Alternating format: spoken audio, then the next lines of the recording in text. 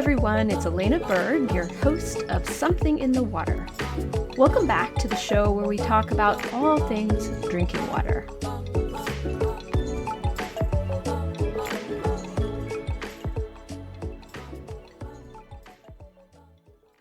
Thank you so much for being here. We finished our roundup of episodes talking to water farmers from around the world, and now we are shifting gears just a little bit to get into some of the big discussions about water. We've spent the bulk of the show so far talking about bottled water, and in a podcast hosted by a water sommelier, I suppose that was always going to happen. But today, we're shifting our focus to the tap. Trust in the tap, how it gets broken, and how to fix it. Electrolytes, fluoride, sodium. 2 hydrogens, 1 oxygen. A little bit of chlorine. All good things to have in your drinking water. Lead, mercury, E. coli, pesticides, all very bad. At times it can feel like the tap is just as controversial as the bottle. The main reason for that is broken trust.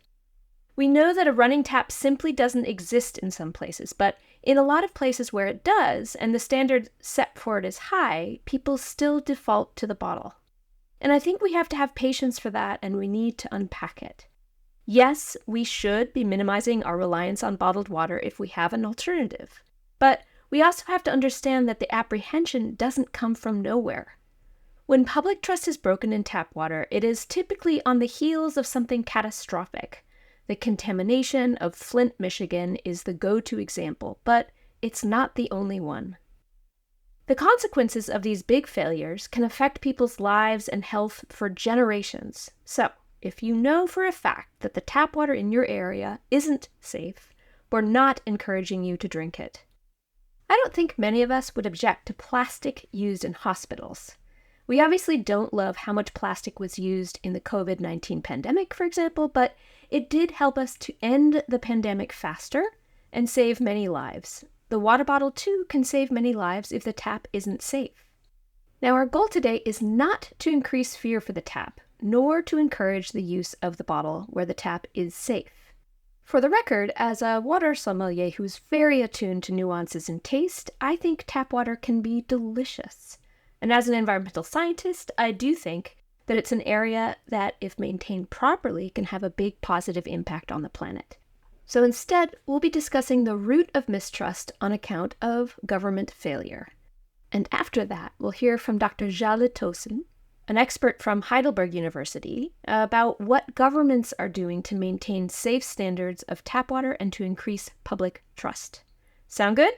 Sounds good.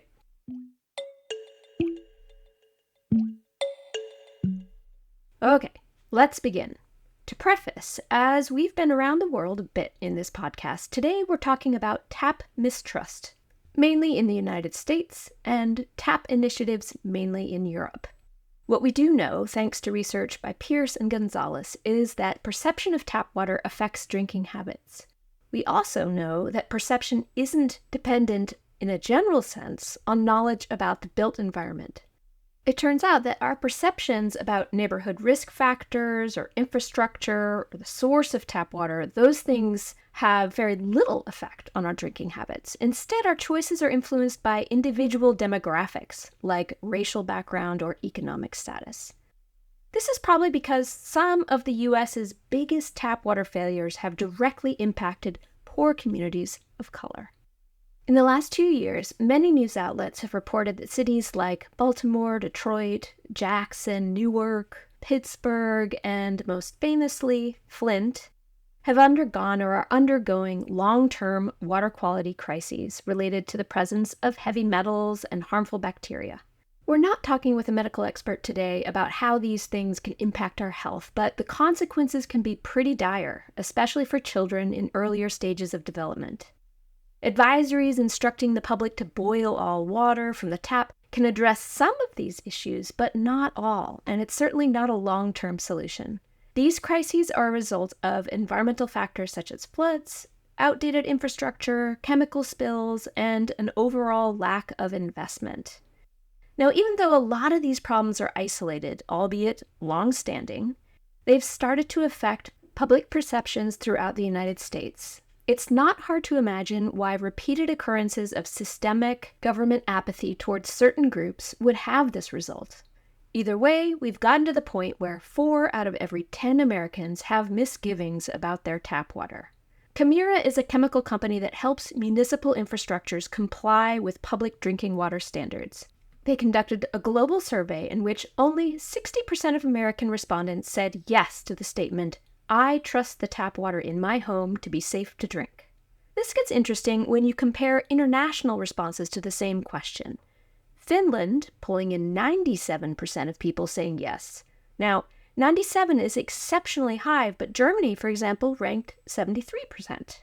These numbers can be explained in a few ways, and that's why we have a guest here to help us understand this. It just so happens that Dr. Jale Tosun is a researcher in Germany, and she's going to explain the factors that go into consumer choice and some efforts by European governments to increase public reliance on tap water that might explain their higher numbers in public trust. We talk about how the public can get involved in this effort, and finally, we talk about how our choices affect the environment and how the environment is going to start affecting our choices more and more.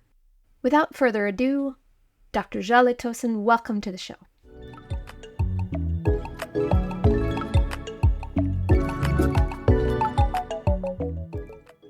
Hello, Dr. Tosun. Thank you so much for joining us today. Welcome to the show. First things first, I would love it if you could give us a brief introduction to you and your work. Of course, with pleasure. So my name is Jale Tosun. I'm professor of political science at Heidelberg University, Germany. I'm also the co-director of the Heidelberg Center for the Environment, which is an interdisciplinary center where we work on various topics with regard to environmental protection and climate change. And I'm also the editor of a nature brand journal called Climate Action. We've spent a lot of time on the show sort of addressing the demonization of bottled water, where it comes from, which parts are warranted, and how to go forward. But there's a lot of misconceptions about tap water too. There's a lot of fear, and there's been a lot of broken trust over tap water. I'm wondering if you can tell us what some of the main factors are that influence consumer choice over what water they drink. Well, as usual, there are several factors which are of importance if we want to explain consumer decisions around drinking water. So the most important factor is how people grew up. So their socialization effect. So we can observe into something like an intergenerational transmission of water consumption patterns. So when we ask consumers about like how they form their attitudes about drinking water, they tend to respond that it has to do with how they grew up, what information they obtained from their parents, and what information they obtained from their friends. And so we have like this very strong social aspect around drinking water. So if you grew up on the understanding that tap water is safe, that it is tasty, that it is practical, you will just continue drinking tap water. If you grew up with a different routine, which involves going to a retailer, buying bottled water, so this will be your routine, right? So routines are there to help to make decisions at relatively low cost. And changing routines is always very hard because then you first of all have to obtain new information, you have to evaluate the information, and then you actually have to change your behavior. Then what we also see is that health-focused decisions matter a lot.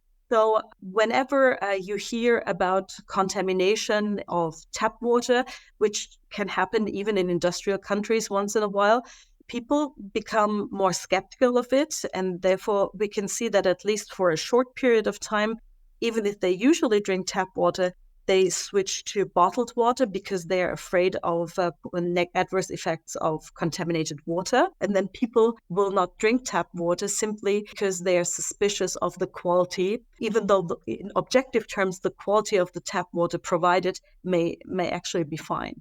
Yeah, I think those habits are really hard to change. But then there are also other factors such as the taste or also the taste preference of individuals, and the sensoric qualities of water, like what it looks like, how it smells, And then eventually, of course, the taste, as I just mentioned. And then what we also could see, especially in data for Germany, is that people are very aware of health-related aspects of water and also how hygienic water is. So respondents in Germany, for example, they tend to answer that they think bottled water is more hygienic than tap water. And this actually explains a great deal of the variation in the response patterns we observed. Right. So the idea that bottled water is safer. Yeah, I think that fear is pretty widespread in the United States as well. The irony, of course, is that bottled water is often less well regulated than tap water. And in the case of so-called purified waters in the US, those are basically just tap waters that have been filtered again and put into a single-use plastic bottle. But in any case, I want to ask a clarifying question about the social factors. If we say that social factors influence decisions, can you give me an example of what social factor would yield what decision? What we can see is that the social status matters. People who come from an academic background also tend to be more inclined to drink tap water, whereas people who come from a working class background, they, first of all, usually prefer other drinks over water. So they're more inclined to drink soft drinks, for example. But they also usually go for bottled water, also as an expression of of status and of self-understanding. But it's also the social environment as such. If you think of the following situation, for example, I mean, you go to a restaurant and you order tap water. So in Germany or in many European countries in particular, you have to actively ask for tap water, which is very different in the United States, where you're just provided with tap water. But if you go into a restaurant in Europe, you have to actively ask for tap water. And by asking for tap water, you evidently decide against going for bottled water, which would cost extra money. And that could be perceived to indicate that you're not willing to spend money when you go to a restaurant, and people may see this as a socially constructed impediment to drinking tap water.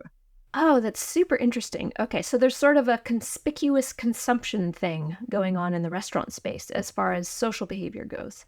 As a water sommelier, the restaurant space is something that I focus on quite a lot.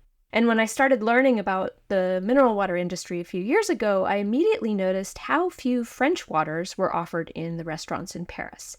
I learned pretty quickly to ask for a carafe d'eau, or, tap water when I sat down. But if I want something else, the choices are generally Evian and sparkling, usually Perrier or San Pellegrino.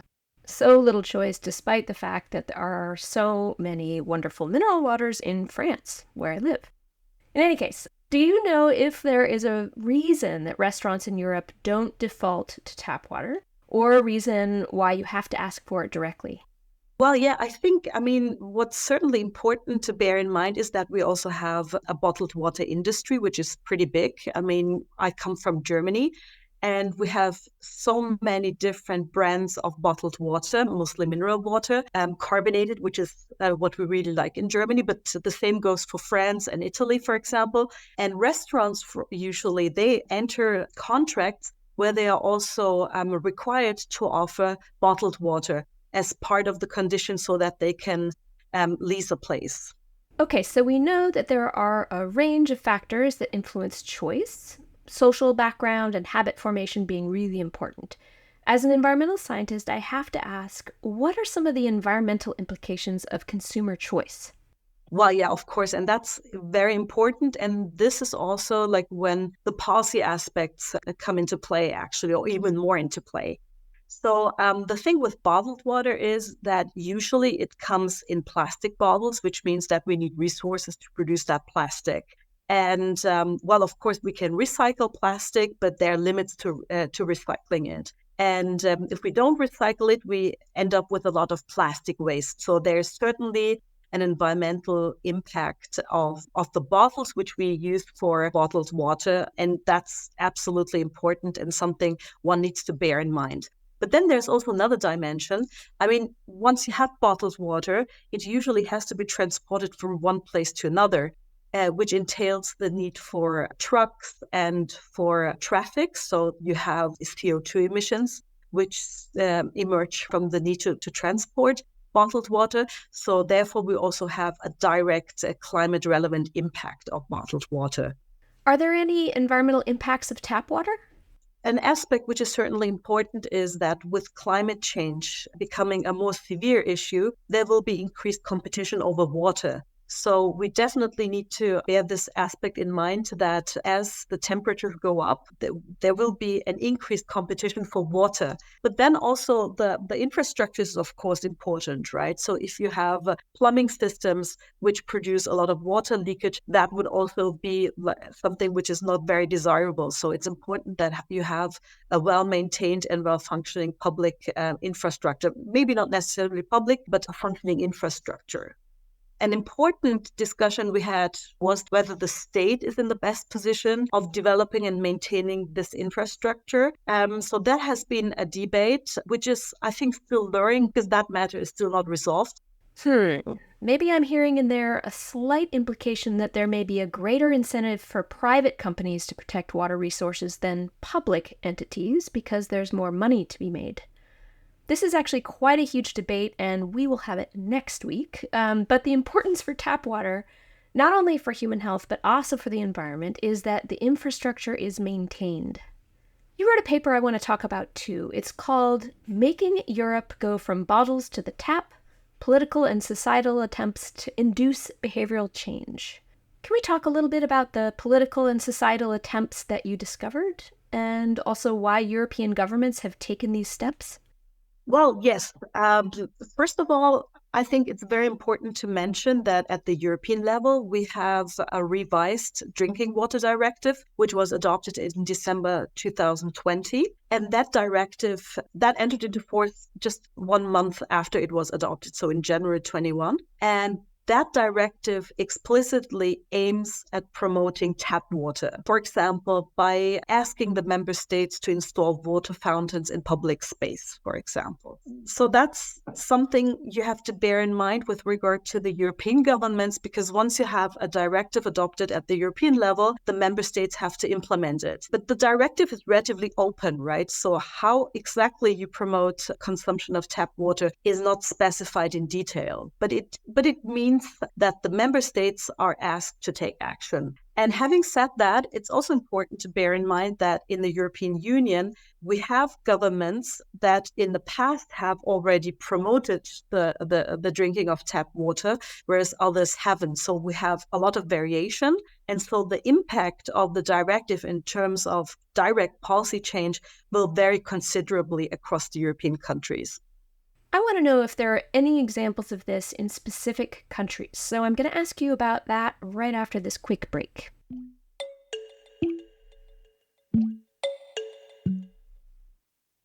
Hello, I'm here to tell you about South Pole, a brand new podcast all about the science of Antarctica.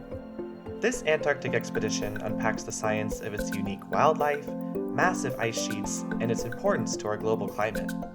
It also does storytelling to reveal the human side of Antarctica.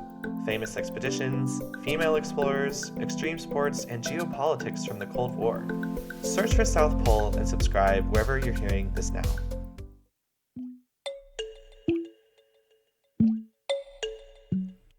Can you give us any examples of efforts that a specific country has taken in applying this European directive for drinking water, or any common threads you see emerging? What the governments can do varies a lot. So one potential policy response to the directive could be that governments launch information campaigns or advertisement campaigns, such as Iceland, for example. So Iceland launched a couple of years ago, but I know as a fact that the campaign is still on. A campaign where tap water is presented as if it was a luxury good. It is presented as if it's an advertisement for bottled water. But there are also other information-based instruments, such as apps. So there is a free tap water Belgium app, for example, where you can see which restaurants would provide you tap water for free. So that's also a so-called information-based instrument. Then you also have countries that have adopted laws and regulations. In France, for example, when you order a meal in a restaurant, they must serve you tap water for free. But, and this is a point I already made earlier, you have to ask for it explicitly. So it would not come automatically.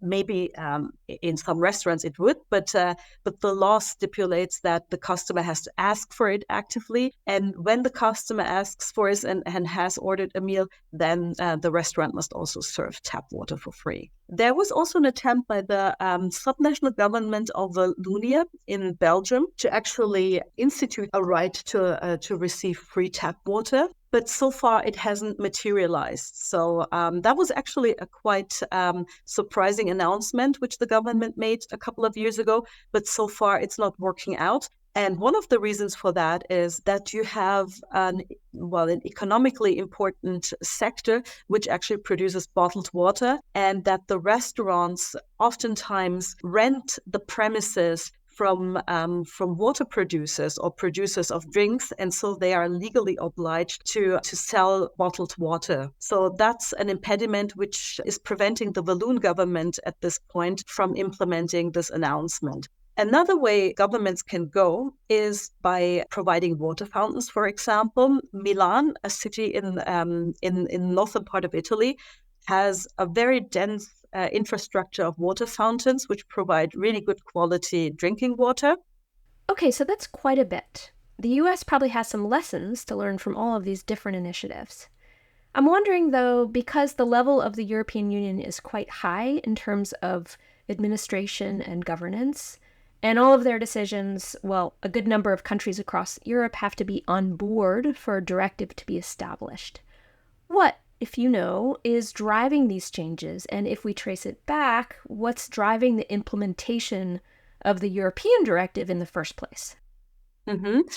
Well, I mean, there's several considerations. First of all, what we can see is that there is an increased demand from European citizens for equal access to water. There was this famous citizens' initiative, Right to Water, which did not directly address free access to drinking water or tap water in restaurants, but it was an initiative that aimed to establish a connection between democracy and access to good quality water. It also had some other goals, most importantly, to prevent the privatization of drinking water infrastructure. But the European Commission refers to that initiative quite often to motivate and to justify why it's also now supporting this idea that access to water should be as broad as possible and ensure that also marginalized and vulnerable populations have access to good quality drinking water. So I think there's this bottom-up demand for that, which is certainly important. And then, of course,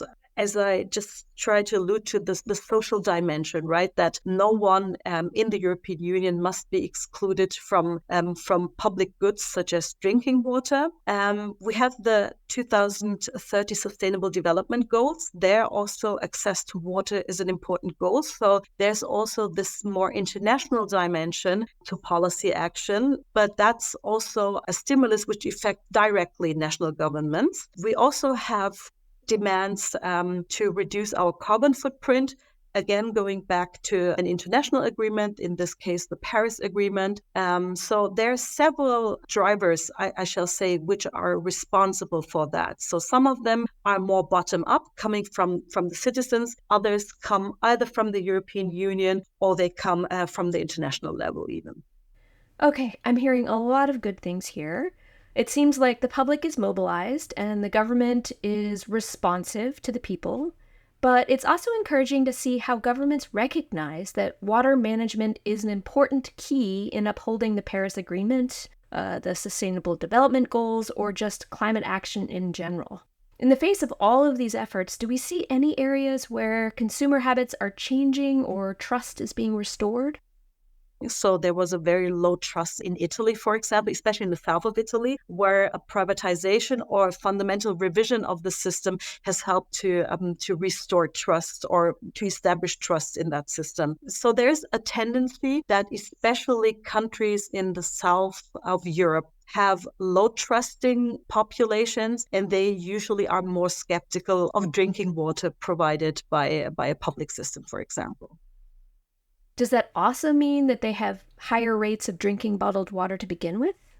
Yes, I think Italy is a great example for that because in the north, and I just gave the example of Milan, people are actually very accepting of tap water because in the north of Italy, there's much more trust in the capacity of the state, whereas in the south, people usually go for bottled water. We can certainly say that the Nordic countries, Sweden, Norway, Finland, Denmark, or even the Netherlands and Austria. Austria, not strictly being a Nordic country, but a country where also a lot of tap water is consumed. So these are countries where you can see that probably also because of the really good quality of the tap water, there is a social norm around it that it is the best option for drinking water, that you go for tap water. But these are also usually environmentally very aware countries where the drinking of tap water is part of the school curricula. So I think these countries are certainly leading in that regard, and there are things we can learn from them.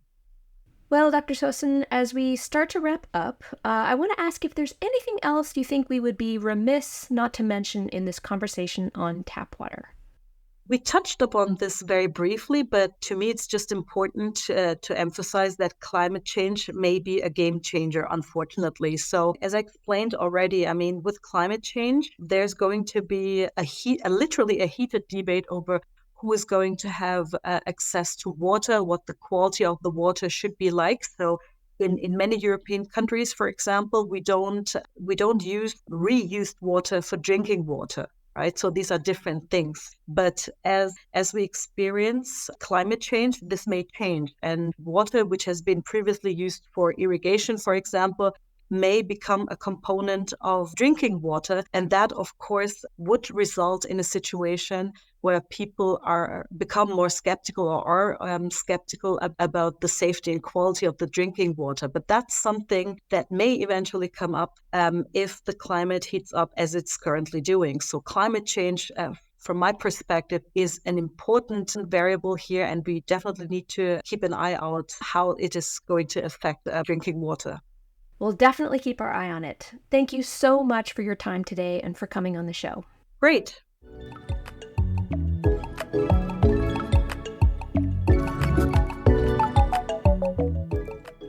Well, I guess one of the big takeaways from this conversation, for me at least, is that the antidote to mistrust in tap water is awareness and education. I remember from talking to Dr. Sherry Mason in episode 2 that the reason we in the United States know about a problem with our tap water is because our municipalities are required to report and publish frequent water testing results. But a recent study found that 55% of Americans don't know where their tap water comes from. If you're not sure where yours comes from, it's worth looking. Dr. Tosun explained how governments across Europe seem to be taking on the responsibility of education campaigns. I also found in the Journal of Water Policy that Pearson Gonzalez published that community-based environmental justice organizations are some of the most effective stakeholders in rebuilding public trust in the tap. I guess this makes sense for two reasons. Perhaps the government will have more of an uphill battle to reverse mistrust in itself, but also tap water safety is at heart an issue of environmental justice. Total reliance on bottled water is both environmentally and economically costly. But the heart of the matter is that clean water is a public good that we all have a right to, but only some of us have.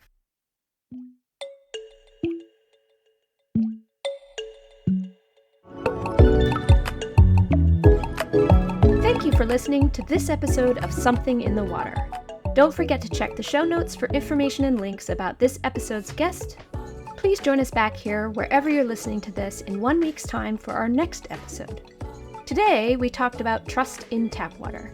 Next time, we'll speak with my colleague, Dr. Oleg Koptsev from the American University of Paris, where we'll have the big public-private debate about who should be responsible for maintaining our tap water systems. I'm your host, Elena Berg. This podcast was produced and written by myself and Clark Marchese.